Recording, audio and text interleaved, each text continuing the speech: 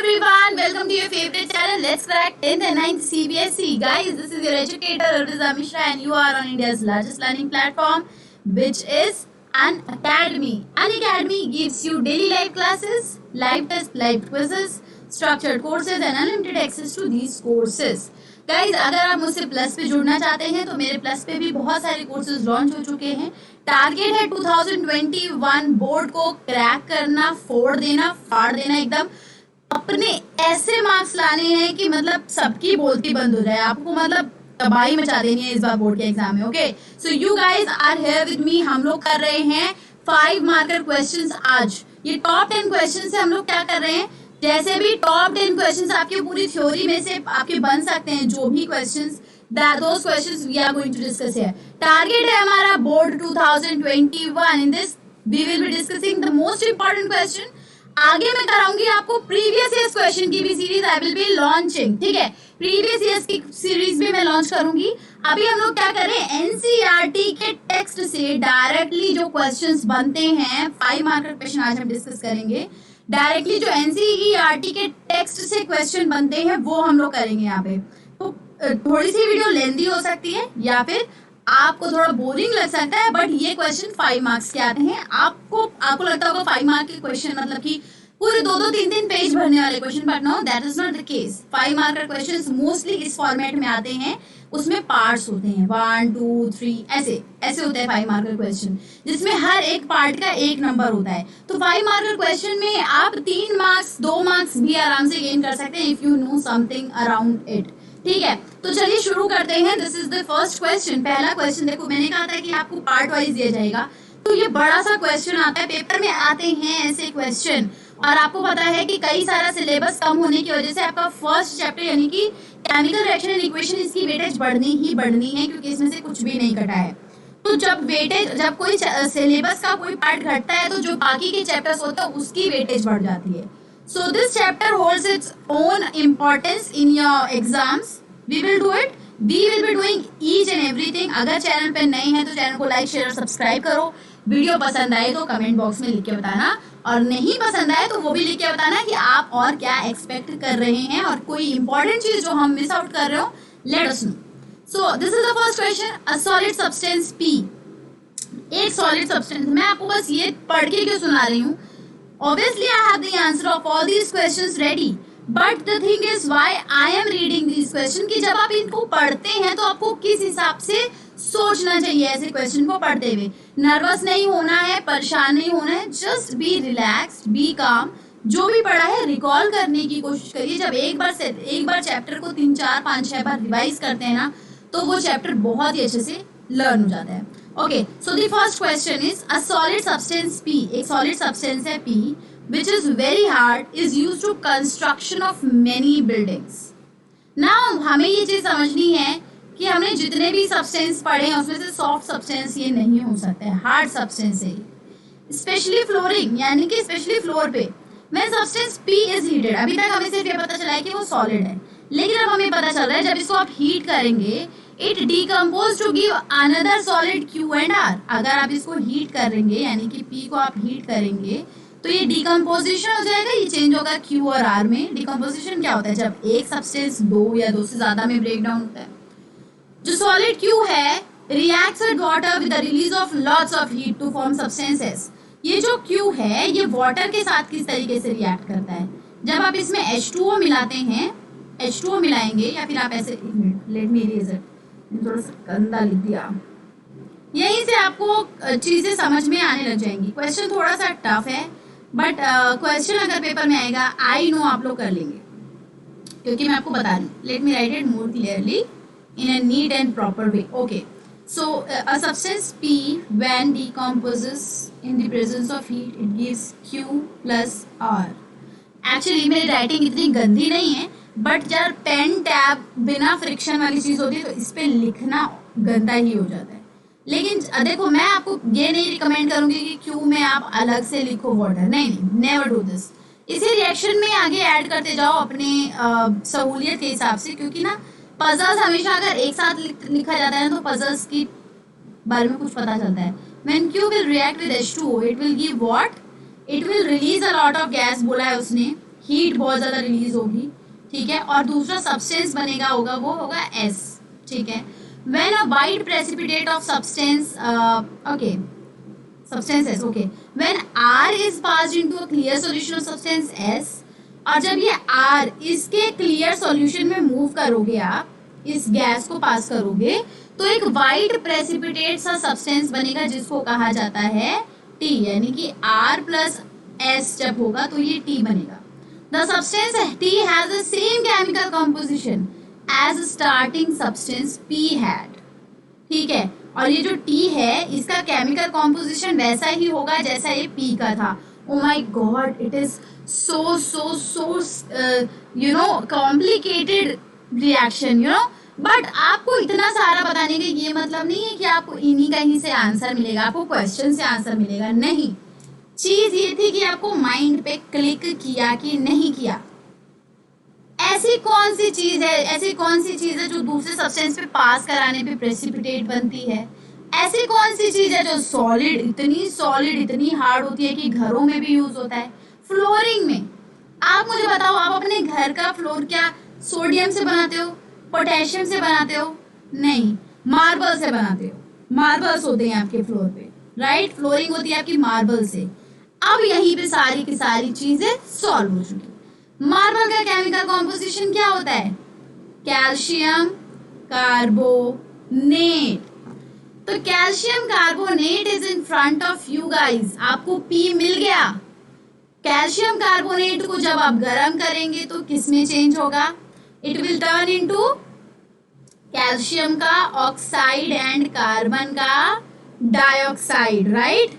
Carbon dioxide. Obviously जब calcium का oxide यानी कि लाइम जिसको मैं कहती हूँ और क्विक लाइम भी कहती हूँ, इसको जब मैं पानी में घोलती हूँ कैल्शियम के ऑक्साइड को, और पानी में जब मैं घोलती हूँ तो जो मैं जिससे सफेदी करती हूँ अपने घर की, कैल्शियम हाइड्रोक्साइड जिसको कि स्लेक्ट लाइम कहते हैं, वो बनता है, वो बन के निकलता है। और क्या निकलता है?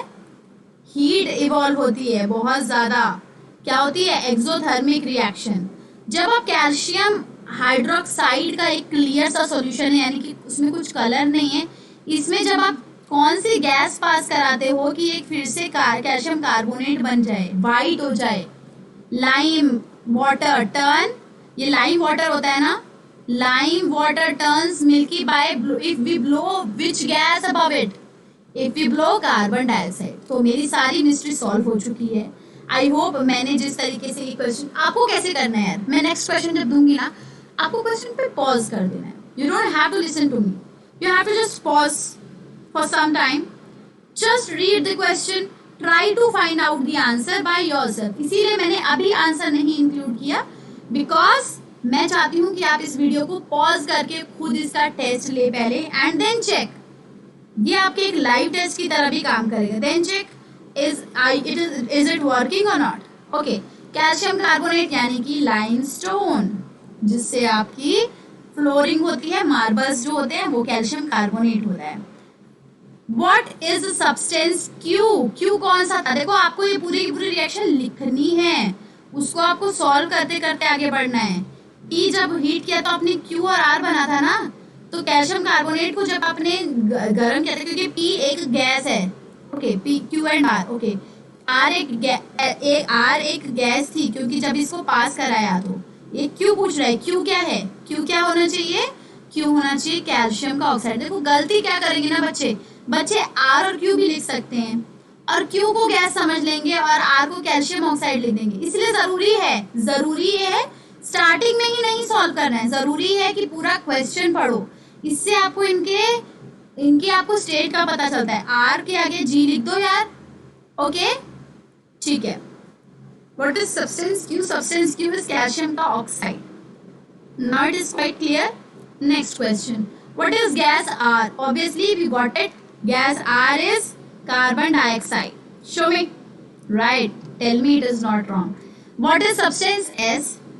Substance S क्या है? Substance S है कैल्शियम का हाइड्रोक्साइड, जो कि मैंने बोला था Q में जब वाटर मिलाएंगे तो स्लेक्ट लाइम बनता है, उसको लाइम वाटर भी कहते हैं, okay. What is substance T, जो आखिरी का बना?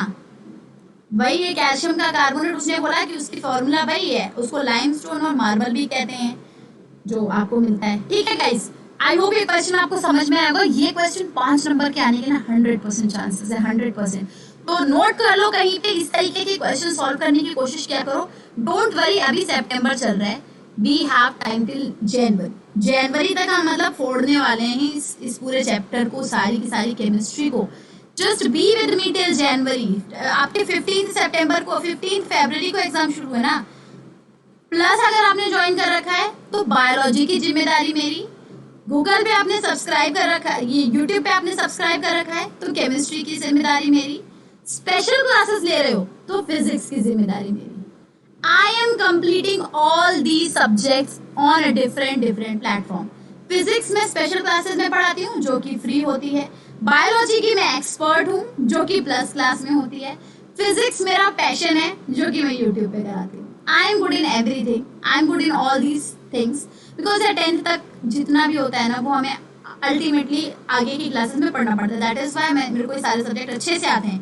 तो डोंट बी स्केप्टिकल कि मैम सब सब्जेक्ट कैसे पढ़ाएंगी, मैम सब सब्जेक्ट कैसे अच्छा पढ़ाएंगी। I am good in each and everything.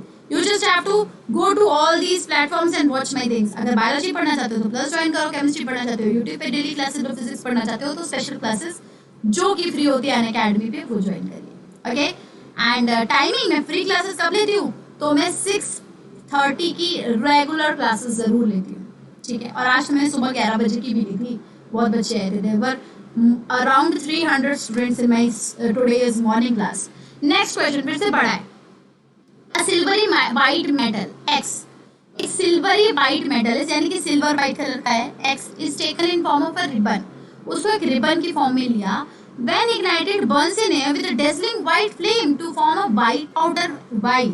When water is added to the powder Y, it dissolves partially to form another substance Z. ये बताओ मुझे कि वो कौन सी चीज है जो सिल्वरी वाइट मेटल जैसी लगती है और ऑक्सीजन में की प्रेजेंस में वाइट पाउडर बनाती है। 1000 बार कर रखा है यार हमने ये। Now don't tell me you don't know this thing. पतला सा धागा लिया, उसको साफ भी करते हैं, उससे पहले उसका ऑक्साइड हटाते हैं, जला दिया। ओ माय गॉड, एशेस बन गई वाइट कलर की। नाउ टेल मी एटलीस्ट, इससे पहले कि मैं आपको पूरा आंसर बता दूं।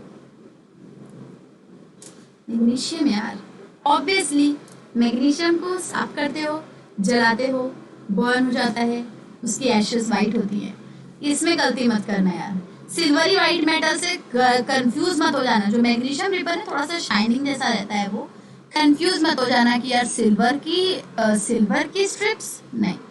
जो पाउडर वाइट मैग्नीशियम जब ऑक्सीजन के प्रेजेंस में बर्न होता है तो क्या बनता है, मैग्नीशियम का ऑक्साइड। इसको आप क्या करेंगे, इसके आगे 2 लगा देंगे, इसके आगे 2 लगा देंगे, बैलेंसिंग हो गई। व्हाइट पाउडर जो है वो यही है, यानी कि व्हाट इज व्हाइट पाउडर है, मैग्नीशियम का oxide. With substance X combines to form powder Y. किस सब्सटेंस के साथ कंबाइन हो रहा है, oxygen. Obviously we have done this reaction 100 times. अगर चैप्टर किया है तो ये रिएक्शन तो कोई भी कर लेगा। रिएक्शन सबसे इजी रिएक्शन है और भगवान करे यार ये रिएक्शन इस बार के बोर्ड में आ जाए, मजा आने वाला है। ठीक है, what is the substance Z name one domestic use of substance Z. जो आखिरी का सब्सटेंस था उसको जेड बोला है ना। Okay, when it is dissolve in water. अच्छा, वाटर में जब डिसॉल्व किया तब। अच्छा ये वाई था, फाइन। वाई है हमारे पास गाइज, वाई है हमारे पास मैग्नीशियम का ऑक्साइड। इसको जब हमने वाटर में मिलाया तो एक सब्सटेंस बना Z. My god, you all know this. पेट खराब होता है तो क्या होता है वो, domestic use Z. Tell me. Okay, you will give the answer. It is used as an antacid to relieve indigestion. Magnesium का hydroxide. Now write a balanced chemical equation of the reaction which takes place when a metal X burns in air to form powder. भाई ये पूरा का पूरा reaction लिखना है तो यार इसमें मैंने वैसे ही लिखवा दिया है। There is nothing big, there is not a big deal in it, right? Next question पे चलते हैं। थर्ड क्वेश्चन बड़ा है। Metal x forms a salt XSO4। एक मेटल है वो सॉल्ट बना रहा है XSO4। कुछ भी हो सकता है मेटल, आपको पता नहीं कौन कौन से होते हैं, जो फर्स्ट और सेकंड ग्रुप के होते हैं प्रीडोमिनेंटली। ठीक है, जैसे कि आपका हाइड्रोजन को छोड़ के ही, लीबे, बकनॉफले नामक, नामक, आलसी पस्कलर कका, ये सभी क्या है? जिंक भी आगे आएगा, आयरन भी है, ये सभी क्या है? कॉपर भी है। और मेटल का नाम याद रखना है तो रिएक्टिविटी सीरीज तो पता ही है आपको। केदारनाथ का महंगा आलू, जहां फ्री सारा, महंगा आलू जहां फ्री सारा पब है, कोर्ट होगा आगे, आगे अपना, these all are the matters, जो जितना ऊपर उतना ज्यादा रिएक्टिव। ओके, तो ये सभी मेटल्स हैं, कोई भी मेटल हो सकता है इसमें से, ये चीजें ध्यान में रखने वाली है। लेकिन मेटल ही नहीं पता तुमको, मेटल की जगह आप अपने आप में फैंटेसाइज करें, मेटल क्लोरीन SO4 है, my God chlorine is also a metal. नहीं की पीरियोडिक क्लासिफिकेशन ऑफ एलिमेंट वाली सीरीज, तो मैंने उसको दोबारा से कराया है part wise, periodic classification of element Urvija Mishra part 1, लिख दीजिएगा, मेरे सारे पार्ट्स आ जाएंगे, पढ़ लो आराम से, सही हो जाएगा। ठीक है, तो ठीक है, ये सॉल्ट बनाता है, XSO4 forms a clear solution in water, और इसका सॉल्यूशन बहुत ही क्लियर है, which reacts with sodium hydroxide solution to form a blue precipitate. Okay, sodium hydroxide के साथ जब ये XSO4 मिलता है तो ये Y बनाता है जो कि ब्लू कलर का है। Very nice. Metal X is used in making electrical wires and alloys like brass. Oh my god, क्या बता दिया तुमने। We know that electrical wires में आप सोना नहीं यूज करते, चांदी नहीं यूज करते, क्या यूज करते हैं? कॉपर यार, वी यूज कॉपर। हमें बता ही दिया है कि मेटल जो X है वो कॉपर है, कॉपर है। We don't use aluminium wire, aluminium मत सोच लेना यार, आप सोच भी सकते हो क्योंकि aluminium is also metal, but first preference यार प्लीज कॉपर को देना। एल्यूमिनियम डाल के देखोगे तो आपका रिएक्शन कभी सही नहीं आएगा। ओके, सो अभी आपको रिएक्शन करना है। What do you think metal X could be? It could be just copper यार, कॉपर लिख दो। Write the name, formula and color of salt XSO4. We know that CuSO4, blue color. ठीक है, हमें पता चल गया जब Cu है तो X की जगह Cu ही लिख देंगे, बस CuSO4। What is the blue precipitate Y? अब जब ये CuSO4 NaOH के साथ रिएक्ट करेगा तो आपको पता है डबल डिस्प्लेसमेंट होने वाली है। SO4 चला जाएगा किसके साथ? Tell me. सोडियम के साथ। Cu के साथ कौन चला जाएगा? OH। तो ये copper hydroxide is the blue precipitate. CuOH is the blue precipitate. Okay, copper का हाइड्रोक्साइड बना। कॉपर सल्फेट के साथ भी पहले ही ब्लू कलर का था, लेकिन जब सोडियम सल्फेट उधर चला गया एंड ये बन गया आपका CuSO4। Next, right a chemical equation. यार ये केमिकल इक्वेशन अब तो हमने कर ही ली, अभी क्या बच गया? CuSO4 reacting with NaOH, NaOH रह गया SO4 के साथ, CuSO4 के साथ, Cu के साथ OH लग गया, कॉपर का hydroxide which is blue in colour. Now you have to remember this कि कॉपर सल्फेट ब्लू कलर का होता है। You will have to remember this question, exam में सेम टू सेम नहीं आएगा, इसमें से ही क्वेश्चन आ जाएगा। Write down what is the colour of this X। आप पता है क्या पूछ लेंगे? देखो मैं बताती हूँ एग्जाम को कैसे घुमाएंगे वो लोग। और वायर येलो पे येलो जब चलता है तो ऐसे लगता है इरेज कर दिया हो मैंने। मैं कितनी इंटेलिजेंट हूँ यार,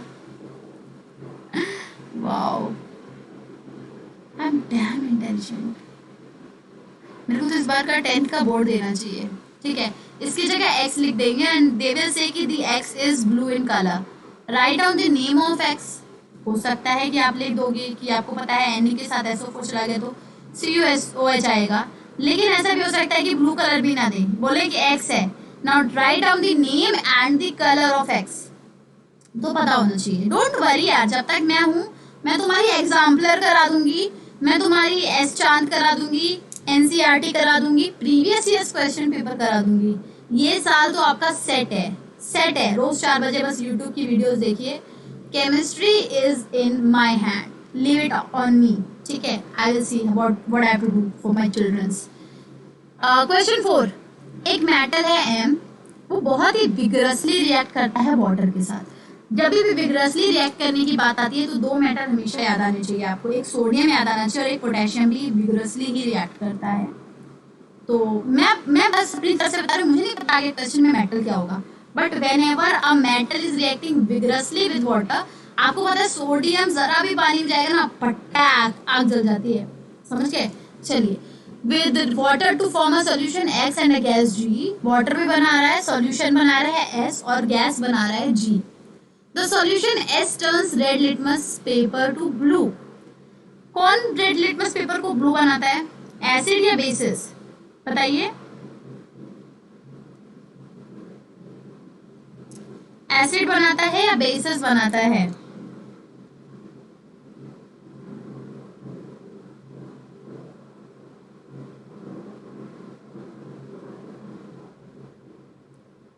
okay, obviously bases turns red litmus to blue.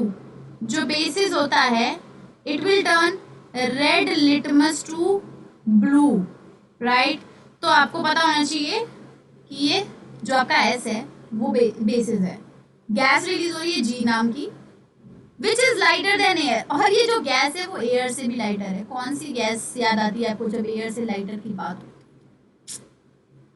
मेरे से पर्सनली पूछोगे तो मुझे याद आती है hydrogen gas, helium gas, neon, yes मुझे ये सब याद आती है, क्योंकि मेरे को पता है जब मैं हीलियम का बलून में जब मैं हीलियम गैस भरती हूँ तो वो ऊपर चला जाता है, दैट इज वाई मुझे हीलियम याद आती है, हाइड्रोजन याद आती है। सो आई डोंट नो तुम्हें क्या याद आता है, ठीक है। Which is lighter than air, Burns with a popup sound. O my God, popup sound तो किसी से रिलेटेड है, किससे? कौन सी गैस पॉपअप साउंड से बचती है, बर्न होती है? यार अभी आपको कुछ भी सोचना है, जी की जगह तो आप बिना कुछ सोचे समझे हाइड्रोजन लिख दो। Hydrogen is responsible for popup sound, ठीक है। Metal M has a low melting point, it is used as a coolant in nuclear reactor. अभी क्या ही बचा यार, मेटल एम बहुत ही ज्यादा लो मेल्टिंग पॉइंट का है। मेटल एम क्या बनाता है, अभी आप मुझे बता दो मेटल एम क्या है, इससे पहले कि स्टार्ट कर दो। ओके 5 4 3 2 1 0। सोडियम, ऑब्वियसली मैंने बोला था दो चीजें सोचनी है, sodium and potassium. Sodium is used as a coolant in nuclear reactor. Sodium इतना ज्यादा सॉफ्ट होता है कि उसको आप चाकू से कट कर सकते हो, पानी के साथ बहुत ही ज्यादा विग्रसली वर्क करता है, मेल्टिंग पॉइंट बहुत ही लो होता है इसका। What is the solution S? अब आप मुझे बताओ, सोडियम के साथ जब भी आप H2O मिलाओगे तो क्या बनेगा, सोडियम का hydroxide. Obviously sodium hydroxide is a base. ये क्या था हमारे पास, ये एस था। गैस तो जी, हमने बातों बातों में पता लगा लिया कि जो जी है ये है hydrogen, this is G. Now अभी जो भी आंसर है, what solution is, sodium hydroxide, alkaline, is it alkaline? और देखो मैं आपको क्या बताना चाहती हूँ ना, अगर आपको फर्स्ट भी नहीं समझ में आया, आप आधे नंबर गेन कर सकते हो। अगर ये एक एक नंबर के होते ना, आधे नंबर आप इसमें जरूर गेन कर लेते। किस चीज से? इस चीज से कि ये रेड लिटमस को ब्लू कर रहा है। तो आप लिख दो the solution S is alkaline, लिख दो बस। इतना भी लिख दोगे ना, they will have to give you half marks, that is important, that is compulsory for them. They can not cut your half marks अगर आपने लिखा है इस चीज का आंसर। और दूसरा, आपको गैस का भी पता है, पॉप साउंड से हाइड्रोजन बर्न होते, तो आप हाइड्रोजन लिख देते। मैं ये नहीं कह रही हूँ कि आपका दिमाग इतनी तेज चलेगा कि आप ये पूरी की पूरी रिएक्शन लिख दोगे। आई अंडरस्टैंड, मैं पढ़ा रही हूँ, मुझे आता है, बट आई अंडरस्टैंड कि तुमको नहीं इतनी अच्छी तरीके से चीजें आती, तुम्हें केमिस्ट्री नहीं पसंद है, आई अंडरस्टैंड दैट, बट कुछ चीजों से मार्क्स कैसे लेने हैं वो मैं आपको बता रही हूँ। ओके, वैसे अगर आपने ये वीडियो देख ली तो अब इसके बाद आप ये क्वेश्चन कर ही लोगे। Write a balanced chemical equation which I have already written, लेकिन आप फिर भी लिख लीजिए। इज दिस रिएक्शन एक्सोथर्मिक और एंडोथर्मिक? अभी मेरे को बताओ, हाइड्रोजन गैस रिलीज हो रही है किसी चीज में, तो ये रिएक्शन एक्सोथर्मिक होगा कि एंडोथर्मिक होगा? आप मुझे बताओ। Obviously it is a exothermic reaction. जो एक्सोथर्मिक रिएक्शन होता है, हाइड्रोजन अगर गैस किसी भी चीज में रिलीज हो रही है, it will burn with pop sound, it is an exothermic reaction, no doubt. Next question पे चलते हैं, बड़ा है, काफी बड़ा है। Give yourself some time, pause करो वीडियो को। Okay, this is part A.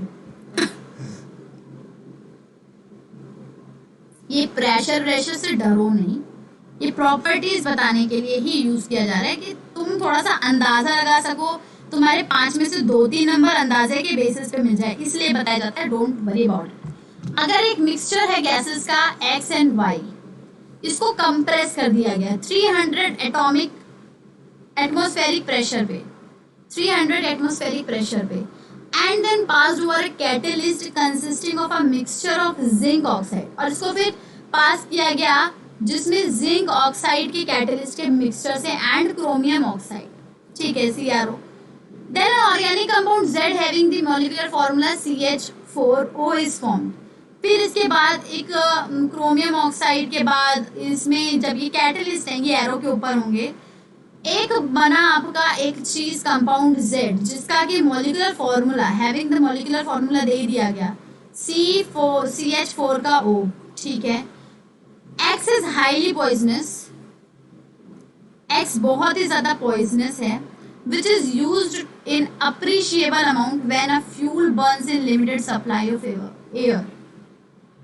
Y is a gas which can be made by the action of dilute acid on an active metal। Y एक ऐसी गैस है जो कि किसी भी dilute acid को डालोगे, HCl के डाइल्यूट फॉर्म में डालोगे किसी भी मेटल पे, आपको एक प्रॉपर्टी पता है मेटल की, मेटल पे जब भी कोई आप एसिड डालते हो तो मेटल तो सॉल्ट बना लेता है लेकिन हाइड्रोजन गैस रिलीज होती है। तो यार वाई इधर मेरे को हाइड्रोजन गैस पता चल चुकी है, पढ़ते पढ़ते ही मुझे पता चल गया कि Y is a hydrogen gas, ठीक है। तो मैं वाई की जगह हाइड्रोजन लिख दूंगी क्योंकि मुझे पता चल गया कि जब भी किसी भी मेटल के साथ, अगर मैं मेटल कुछ भी, सोडियम, पोटेशियम, कैल्शियम, कुछ भी लिखो ना यार, आप कुछ भी लिखो, आप देखोगे कैल्शियम क्लोरीन के साथ जाएगा, कोवेलेंट बॉन्ड बनाएगा, आयनिक बॉन्ड बनाएगा एंड हाइड्रोजन गैस रिलीज होगी, तो हाइड्रोजन गैस है मेरे पास वाई, ठीक है। So Y is a gas which can be made by dilute action of, ये लाइन मिले बहुत ही अच्छी रही, बहुत ही फायदेमंद रही, इससे मेरे को 1 नंबर मिलने की उम्मीद हो गई। And Z is a liquid organic compound which can react with sodium metal to produce hydrogen gas. और Z एक ऐसी चीज है जो कि सोडियम के साथ, ऐसा कोई लिक्विड है जो कि सोडियम के साथ रिएक्ट करेगा तो वो हाइड्रोजन गैस रिलीज करेगा, और ये ऑर्गेनिक कंपाउंड है। ऑर्गेनिक कंपाउंड का क्या मतलब है कि कार्बन का कंपाउंड है कोई, आपने क्या कार्बन आइनो पढ़ा नहीं है, एल्डिहाइड्स, एल्कोहल, मिथेनॉल, ये सब नहीं पढ़ा आई नो, बट ये कुछ इस तरीके का कंपाउंड है जो कि जब सोडियम के साथ रिएक्ट करेगा तो ये हाइड्रोजन गैस रिलीज करेगा। Now without wasting any time, let us say कि पहले क्वेश्चन क्या पूछा है, what are X, Y and Z? Obviously we have not solved the mystery, लेकिन इस चीज से मुझे एक और बात पता चली है, ये पता चली है कि X is a highly poisonous gas which is formed in appreciable amount when a fuel burns in a limited supply of air। अगर किसी फ्यूल में लिमिटेड सप्लाई ऑफ एयर होती है, अगर बहुत सारी सप्लाई है एयर की, तो कार्बन डाइऑक्साइड बनता है। मैंने आपको बताया था जो भी आपके फ्यूल्स होते हैं वो कार्बन के कंपाउंड होते हैं, कार्बन का ही फॉर्म होता है। तो चाहे आपकी लकड़ी हो, चाहे मेरी बॉडी हो, मैं भी कार्बन से बनी हूँ पूरी की पूरी, मेरी पूरी बॉडी कार्बन का कंपाउंड है। तो फ्यूल जब भी बर्न होगा लिमिटेड सप्लाई में तो कार्बन मोनोऑक्साइड बनता है। That is the major pollutant, that is the highly toxic gas. मुझे X पता चल गया, मुझे Y पता चल गया, मुझे Z पता चल चुका है, and we will write it here. X is a carbon monoxide gas, Y is a hydrogen gas. कहाँ से पता चला था मुझे, जब भी डाइल्यूट एसिड के मैंने बताई थी बात। और Z क्या है, Z था मिथेनॉल, या फिर आप इसको कह सकते हैं methyl alcohol. Okay, what was that? It was methyl alcohol. Note the molecular formula CH4O of for compound Z tells us, क्योंकि Z का तो ऑलरेडी दिया ही था ना, तो इसलिए हमें कुछ करना ही नहीं था। tells us that one molecule of this compound contains 1 carbon and 4 hydrogen and 1 oxygen। तो हम इसको rearrange कर लेते CH3OH। We were given the Z, we found out X, we found out Y, अपने दिमाग से हमने सब पता लगाया, ठीक है। अब आगे चलते हैं। अब इसका write down chemical balance equation मैंने अभी आपको लिख के ही दिखाया था, बट आप लिख सकते हो। कभी भी कार्बन मोनोऑक्साइड में आप हाइड्रोजन गैस पास कराओगे तो मिथेनॉल गैस बनेगी। इन दोनों का सॉल्यूशन है कार्बन मोनोऑक्साइड और हाइड्रोजन गैस का। इनको बहुत ज़्यादा आप बहुत ज़्यादा हाई एटमॉस्फेरिक प्रेशर पे कंप्रेस करोगे, टेम्परेचर बहुत ज़्यादा है, क्रोमियम का ऑक्साइड है, जिंक का ऑक्साइड है, इट विल फॉर्म मिथेनॉल जो कि एक एल्कोहल है। ठीक है, next question, last question for today. I know you got very tired, अब अभी आप लोगों का करने का मन नहीं कर रहा है, बट यार बहुत अच्छे क्वेश्चन हमने किए हैं। इस चैप्टर के मैं और 5 मार्कर क्वेश्चन इंक्लूड करने वाले, लेकिन कल की क्लास में 5 मार्कर क्वेश्चन नहीं होंगे। कल की क्लास में फिर से थोड़े से शॉर्ट क्वेश्चन होंगे। ये शायद this is the 4th part of this chapter, directly from NCERT का ये 4th पार्ट है। इसके बाद इसके मे भी 3 पार्ट और आ सकते हैं। I don't want you to get frustrated नहीं हुए, टाइम से सब चीज करें, आराम से करें। ये चीजें वो हैं जो आपको क्वेश्चन में देखने को मिलेगी। मैं ये नहीं कह रही हूँ कि सभी के सभी थ्योरी के क्वेश्चंस में डिस्कस करा रही हूँ। थ्योरी मैंने already chemical reaction and equation वाले चैप्टर की करवा दी है। केमिकल रिएक्शन एंड इक्वेशन वाले चैप्टर की मैंने थ्योरी ऑलरेडी करा दी है, पार्ट 1, पार्ट 2, पार्ट 3, पार्ट 4। मगर उसमें हमने कुछ डिफिकल्ट क्वेश्चंस नहीं सॉल्व किए। ये हम डिफिकल्ट क्वेश्चन सॉल्व कर रहे हैं जो क्वेश्चन पेपर में आने के पूरे चांसेस हैं। इस वजह से मैं यहाँ पे 5 मार्कर, 2 मार्कर, 3 मार्कर क्वेश्चंस करा रही हूँ। चलिए लास्ट क्वेश्चन देखते हैं। एक गैस है A, which is the major cause of global warming. Oh my God, which gas is the major cause of global warming? बचपन से पढ़ते आ रहे हैं। बताओ कौन सी ऐसी गैस है जो ट्रैप हो जाती है शीशे। आपने ग्रीन हाउस इफेक्ट भी पढ़ा है, ग्लोबल वार्मिंग और ग्रीन हाउस इफेक्ट। ठीक है, सोचिए। कंबाइंस विद, अभी ये गैस जो हाइड्रोजन के साथ कंबाइंड होती है, okay, combines with hydrogen oxide B in nature in the presence of environmental factor C and a green material D to form a 6 carbon organic compound D and a gas F. The gas F is necessary for breathing. Which gas is the most necessary gas for breathing? F का जो भी question पूछा है oxygen लिख देना। जब भी किसी प्लैनेट पे लाइफ है तो वो इसीलिए है क्योंकि वहां पे ऑक्सीजन है। तो F हमारी मिस्ट्री सॉल्व हो गई। To form a 6 carbon organic compound F and a gas E and a gas, किस चीज को मिलाने के बाद। चलिए सबसे पहले आप मुझे बताओ कौन सी गैस सबसे बड़ा रीजन है ग्लोबल वार्मिंग का। Carbon dioxide, we all know this, carbon dioxide. What is the common name of B? जब कार्बन डाइऑक्साइड कंबाइन करेगी with hydrogen oxide B in nature, hydrogen oxide B in nature, किसी भी चीज का मतलब oxide, hydroxide बोलते हैं, किसी भी चीज के साथ hydrogen oxide B in nature in the presence of environment, किसके साथ रिएक्ट करेगी ये? What is the common name of B? Water. Okay, when carbon dioxide will react with H2O, ठीक है। अच्छा, hydrogen oxide, okay fine, hydrogen oxide, मेरे को लगा हाइड्रोक्साइड बोल रहे हैं but they were saying hydrogen को ऑक्साइड, तो हमें वैसे ही समझ जाना चाहिए था हाइड्रोजन ऑक्साइड को भी बोल रहे हैं ये।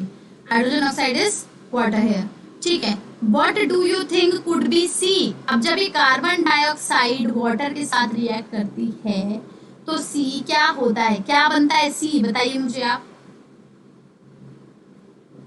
In the presence of environmental factor C and a green material D to form a 6. Oh my God, I can understand one thing. And a green material D. Green material D. Green material से कुछ समझ में आ रहा है आपको? अभी सबको समझ में आ जाएगा। Chlorophyll and environmental factor C, यानी कि सनलाइट का एनवायरमेंटल फैक्टर ये C सनलाइट को कह रहे हैं। They are not talking about any chemical. It will form a 6 carbon organic compound C6H12O6, यानी कि ग्लूकोज बनाएगा और एक गैस रिलीज करेगा जो है oxygen. Now what we will say, what do you think could be C? This is sunlight. What do you think could be D? This is chlorophyll. Where it is found? It is found in the green leaves of the plants. Even मैंने ये question पढ़ा नहीं था, that was I was little bit confuse, but मैंने भी आपके साथ अभी अभी ही किया है ये, and I could do it. मैंने ये पजल्स आपके सामने ही अभी अभी सॉल्व किया and I was able to do it. ऐसा मत कहो मैम आपने तो पीपीटी बनाई होगी, बट यार मैं मेरे ध्यान नहीं था उतना, ठीक है। Name the organic compound. मैं ये क्वेश्चंस काफी पहले बना चुकी होती हूँ और मैं ऑन द स्पॉट तुम लोगों के सामने ये चीजें करती हूँ, ठीक है। So that is why I got little confuse. मेरे को लगा हाइड्रोक्साइड की बात कर रहे हैं, बट हाइड्रोजन ऑक्साइड। मेरे को लगा था कि यार ये हाइड्रोक्साइड क्यों नहीं बोल रहे हैं डायरेक्टली, हाइड्रोजन ऑक्साइड क्यों बोल रहे हैं, but then it was H2O। Hydrogen oxide कहीं भी आएगा तो हम H2O लिख देंगे, ठीक है। इट इज ग्लूकोज, जो ऑर्गेनिक कंपाउंड E है। And what is gas F? Oxygen यार, ऑब्वियसली ऑक्सीजन। एंड फोटोसिंथेसिस इस पूरे नेचुरल प्रोसेस को कहा जाता है। So guys this was all for today's. इसके बाद मैं लॉन्ग क्वेश्चन की 2 पार्ट और लॉन्च करूंगी और एक शॉर्ट आंसर का 1 पार्ट और लॉन्च कर दूंगी। तो कुल मिला के हमारे पास डायरेक्टली फ्रॉम एनसीईआरटी 7 पार्ट हैं। बहुत ही इजी अच्छे क्वेश्चन है, एक एक बार भी देख के जाओगे पेपर के लिए तो आपको बहुत ज्यादा बेनिफिशियल रहने वाले हैं। और मैं आपके साथ साथ कर रही हूँ यहाँ पे, तो आपको I just hope, I just wish कि these questions help you in your board exam. If you want to join my biology courses, then please join my subscription by applying my promo code URVIZA, because उससे subscription पे आपको 10% of मिल जाएगा। मेरे अलावा बाकी सभी plus के educator की आप क्लासेस ले सकते हैं, अपने एग्जाम्स को बहुत ही अच्छे से प्रिपेयर कर सकते हैं। बोर्ड का एग्जाम इस बार टारगेट आपको 2021 का अबव 95% रखना ही रखना है। You have to score above 95% because it is not that tough. You can easily crack it. So let's crack it, guys. Thank you so much. कल फिर मिलते हैं 4 बजे। See you all. एंड कल मैं आती हूँ फिर से और धमाकेदार क्वेश्चंस के साथ। इसके बाद मैं कौन सी सीरीज लॉन्च करूँगी? पहले तो मैं सारे चैप्टर्स के क्वेश्चन आंसर्स कराऊंगी डायरेक्टली फ्रॉम एनसीईआरटी। उसके बाद मैं लॉन्च करने वाली हूँ प्रीवियस ईयर्स क्वेश्चन की सीरीज। प्रीवियस ईयर्स क्वेश्चन यहाँ पे हम लोग 2012 से कर लेना, 8 साल के क्वेश्चन पेपर काफी रहेंगे ना, ठीक है। तो मैं यहाँ पे 2012 के क्वेश्चन पेपर से लेके 2019 के क्वेश्चन पेपर डिस्कस करने वाली हूँ। इतने क्वेश्चन पेपर आई थिंक आप लोगों के लिए काफी रहेंगे। उसके बाद मैं मॉक टेस्ट सीरीज लॉन्च करने वाली हूँ। मैं किसी अच्छे पब्लिशर की मॉक टेस्ट भी सीरीज करा सकती हूँ, या फिर मैं खुद से, हम लोग अनअकैडमी वाले ही खुद ही अपना मॉक टेस्ट बना सकते हैं। सो आपको क्या करना है, चैनल पे नए हैं तो सब्सक्राइब करो, सभी को ये वीडियो शेयर करो, अपने फ्रेंड्स को इस सीरीज के बारे में बताओ, एंड इस वीडियो को बहुत बहुत बहुत सारा प्यार दो। Thanks a lot guys, means a lot. Bye bye everyone, see you all tomorrow.